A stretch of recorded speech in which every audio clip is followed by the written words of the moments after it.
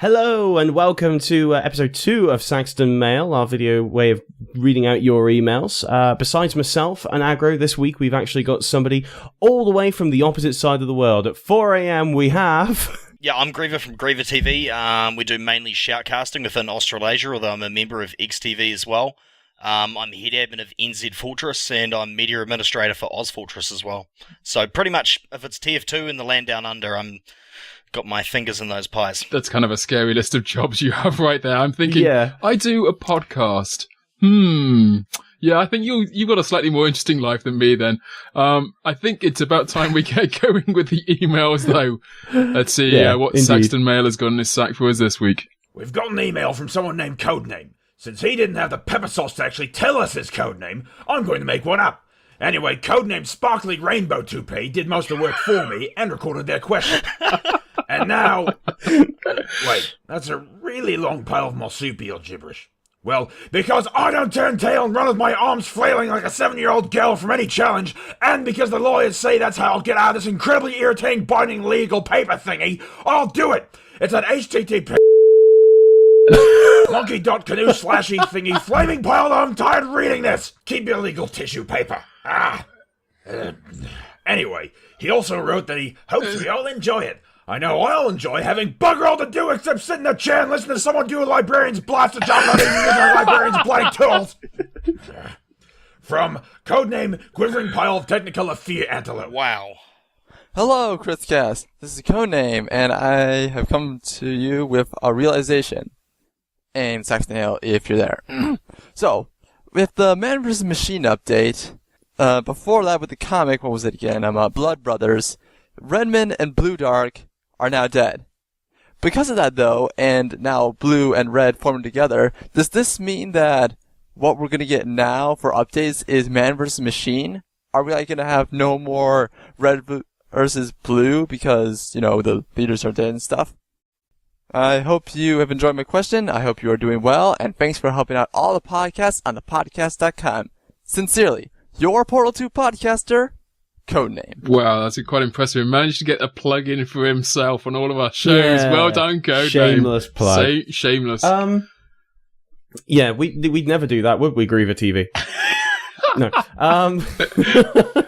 Go on then, so what's going to happen? I gotta say, when the Saxon Hell voice came on, I was like, wow, I am so uncomfortable right now. It was it's a little bit odd, but... Yeah, he does. He's not subtle. Go. But no, he kind of makes a good point in regards to that, technically, if we were going by the law of TF2, the storyline, we shouldn't really be playing any Red versus Blue anymore. It should only be Man versus Machine from here on out. That is an interesting point. Well, I mean, it's more about canon, though, isn't it? I mean, we never really played Red versus Blue because there was a bloody canon. We played it because we like shooting stuff and jumping up and down. So it's the canon that's the important bit here. The question is, what are they going to do to try and maintain the canon that exists? Are they going to have Red and Blue talk, just make a miraculous recovery? Are they going to discover they don't actually need the machine to live anymore? There they are, immortal. So we're going to be like having Red versus Blue in heaven or hell, for that matter.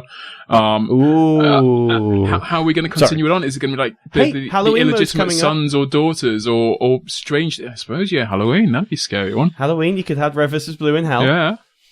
That's a possibility. But so, I mean, the whole kind of grey thing, that's a new angle for them as well in terms of the comic books, in terms of what we've seen in the past. So, going to be very interesting seeing how they tie everything back in again. And as of yet, I have no idea. I can't think that they haven't thought of it. I'm sure they thought of it. They must be like one step away from always having the right answer.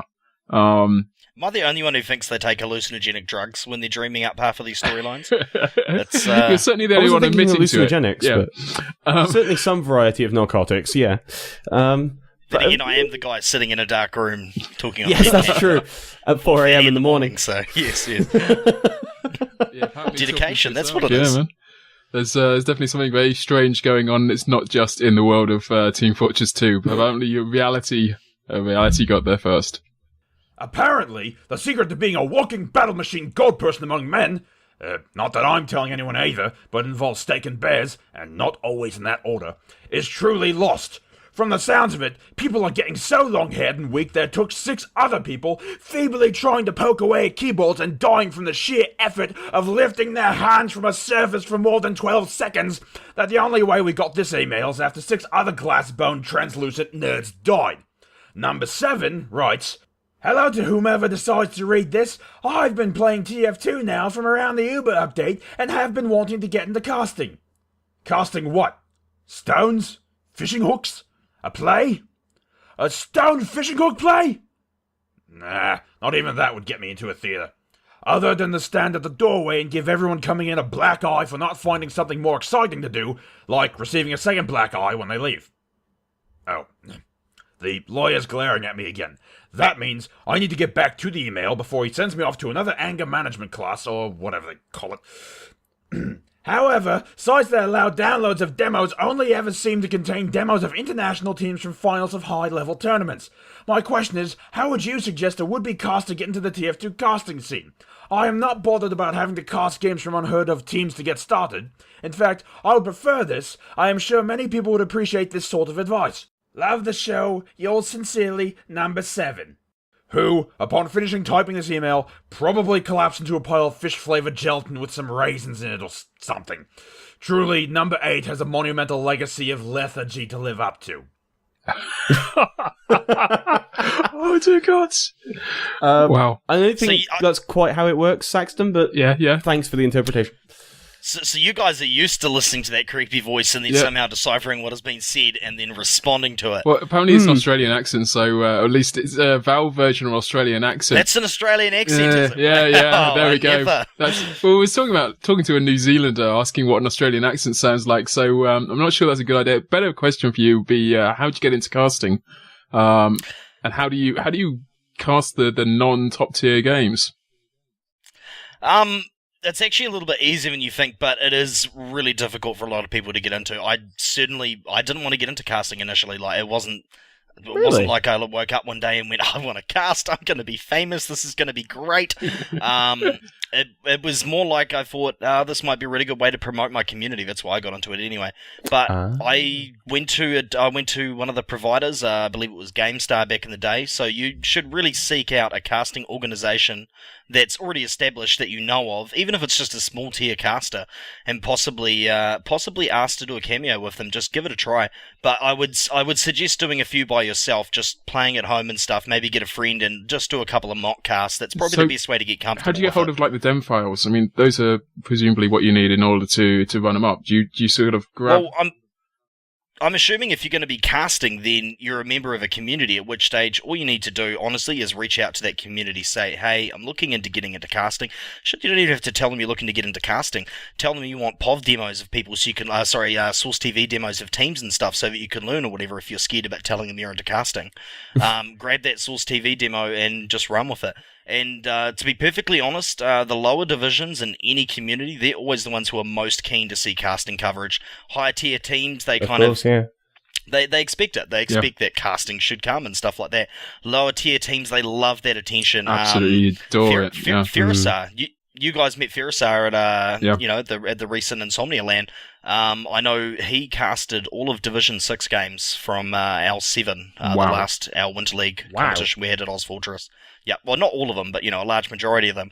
And I guarantee you, all of those people are still playing. 1 or 2 people left at the end of OWL. The rest of them are still there. And that's in a large part to the fact that their games were casted, they got excited about it, they got constructive feedback.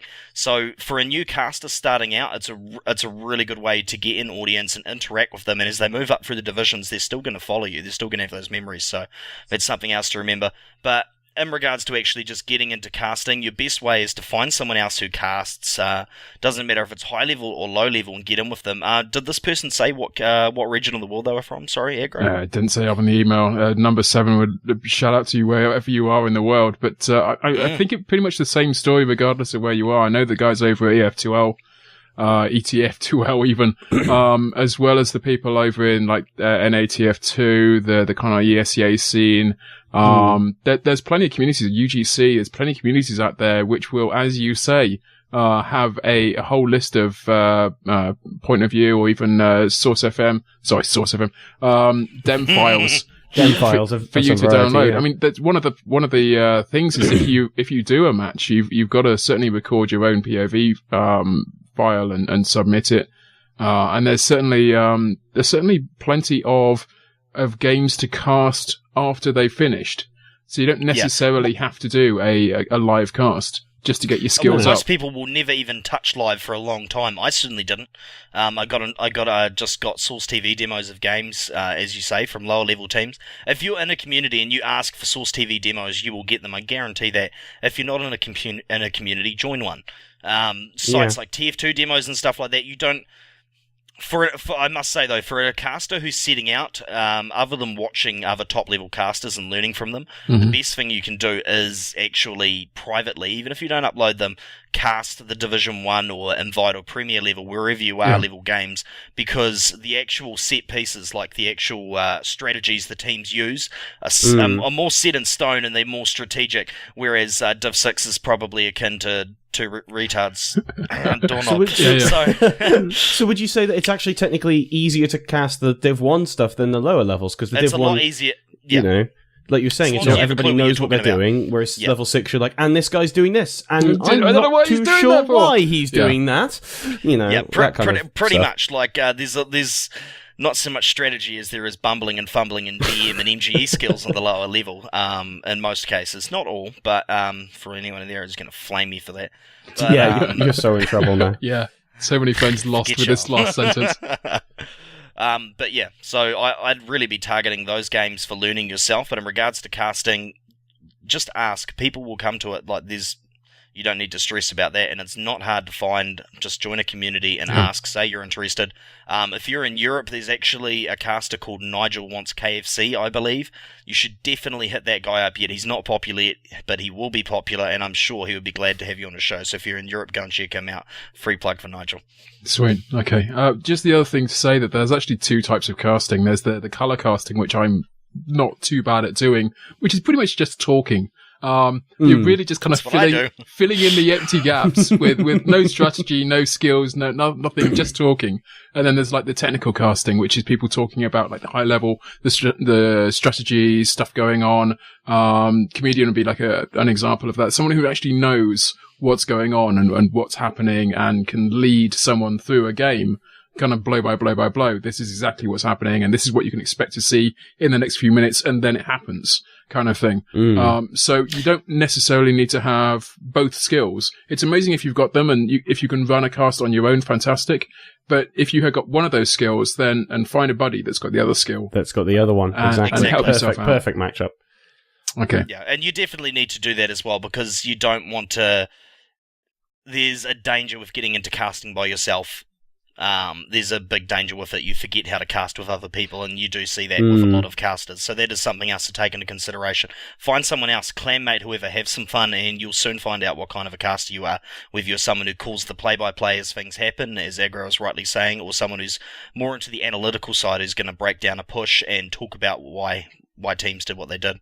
Awesome. Thank you very much. Okay, here we go. Number 3. And now, some mail from a thief. It's a little-known fact that people named Nick were named so because their parents gave up prematurely on them and knew they'd be scoundrels before they were born. Thus, they named them Nick to try and get a tax break. Nick says, "Dear KritzKast, and/or Postman Pat, and/or Saxton Mail, and/or Postman Pat from the past/future. Now I see why I get so many complaints about my form letters from our customers. However, I'm too cheap to pay people to write letters, and will continue to let the correspondence Omatic write them, as well as run the meat acquisition department. Most of the time, the butchers just throw steaks at the loading docks as they drive by, just to get us to stop sending them letters. Best machine I ever had someone else invent. Now that Valve has perfected bot/enemy AI, do you think that the bots in training will receive an AI upgrade, making them better teammates in addition to better enemies? On a related note, do you think that Valve will release maps that are red versus blue versus bots? For example, a Halloween map where all the dead corpses of players revive after a set period of time and turn into zombies that then attack the players in both teams.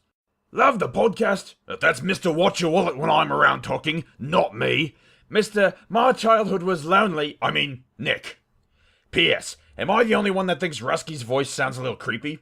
I.e., hello, I'm Rusky Doo. Are you enjoying the tea and crumpets? Just poking fun at the Brits there. I gave you? Well, you should, because they're poisoned. But I will continue talking in this calm, smooth voice no matter what happens. Oh, look, aliens are attacking and humanity is doomed. Would you like some more tea? Yes, he's a creepy little hipster, I'll give you that. I'll give that man a slice of respect, however, since he invented a steak made from an endangered animal that makes me punch things harder. I'd have hired him on the spot, whether he wanted the job or not, if he didn't flagrantly violate our length of hair depending on gender rules. Griever looking more and more confused as that's going on. It's like, that sounds vaguely Australian. To non-Australians, that's what all Australians sound like. I know it's horrifically racist. Question? But yeah, go on. No. Why did we not get an Australian to play the Australian? Because Saxton Hale isn't Australian. He's Saxton Hale. He just happens to be Australian. Makes perfect sense now, thank you. Yeah, right. I mean, you guys spend a lot of time around Rusky. I'm pretty sure he's already got you in his trap, so I'm going to answer that question. He's not freaky. What do you want about? He's great. Yeah, sure. I saw those videos. Freaky. No, he's fine. It's now that they've worked on the AI for Man vs. Machine, can they be using it elsewhere? I mean, training is the obvious answer. But if you look at Man vs. Machine, the bots, they're doing bottish things, but really they're running in one path. Yeah, and say like the most of the time. The thing that the AI sucks on in terms of training, so I actually tried this. I went out and did a bit of training just to see whether the AI was any good.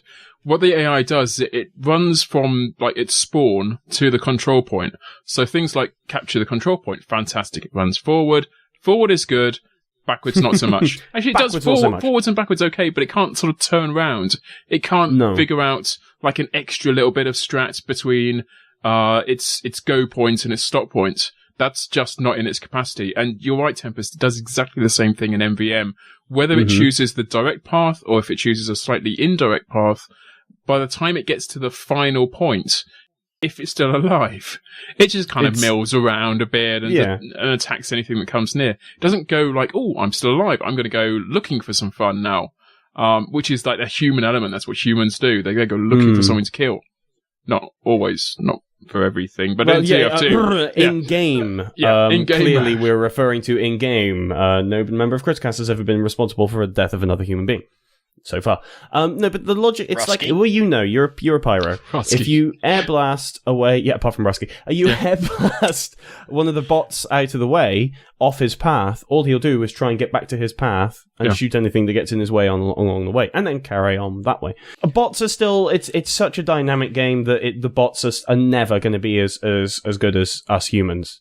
No. So I wouldn't count on it too much. Don't get me wrong, if Valve want to keep working on the bots, I'm not going to stop them. How about you, Griever? Do you play as an AI or do you play as a human?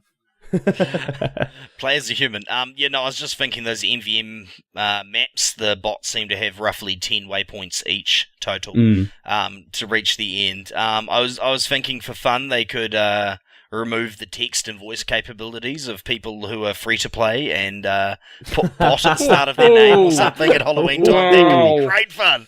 I can't believe you went there. That's amazing. Okay. I'm sorry. I'm an old Maybe that's how we should do it. Free-to-play players, the first game they play is MVM, and they're one of the robots. And if they win, then they get a free account. No, that's they get cruel. A premium account. No, I'm joking. Deny them the ability to say anything until they've bought a key. Excuse my ribbing, please, free-to-play players. We do love you. You are the source of tomorrow's community. Yeah. Do I look sincere? We do jest. You did sound mostly sincere for a moment then. And then you blew it by laughing. Anyway, Griever, thank you very much for coming and joining us in Saxton Mail, answering the questions that are put forward to us. How do people get hold of you? Where do people go? If you want to check me out, pretty much just type Griever TV into Google and you can find our various services. You can find us on Facebook, Twitter, and of course on Steam community group. That's awesome because you can request casts and stuff directly on there. But most of the time you'll find us streaming live on twitch.tv at very inaccessible times for the US and Europe. But come and check us out anyway if you're having a day off work, sick or something. And of course you can check out all of our coverage in HD on YouTube. We cover New Zealand, Australia, sometimes South Africa, and we also cast Asia Fortress as well, so we cover a really wide range, and failing that, you might see me on X Television. Bit of it everywhere. So many pies with your fingers marked on top of them. Well, yes. I should probably finish with this then. I have a rule. I don't play on a server unless I get admin on it, so... Yeah. so you don't play on servers then. Anyway, thanks for joining us. Yeah, thanks for joining us. For having me. It's great. Excellent. And for everybody who's watching, you know the rules. Send any emails that you want Saxton Mail to go out to mail@kritzkast.com. And of course, if you enjoying watching this and anything else, click on that old subscribe button and get everything the moment it comes out. See you all guys next time. Bye. Take care. Sweet dreams. Don't have nightmares. That was another episode of KritzKast. Another satisfied customer. Brought to you by thepodcast.com. Our influence grows. Visit us for show notes as well as access to our Steam group, Twitter, iTunes, merchandise, and much more. Or have your say at forum.thepodcast.com.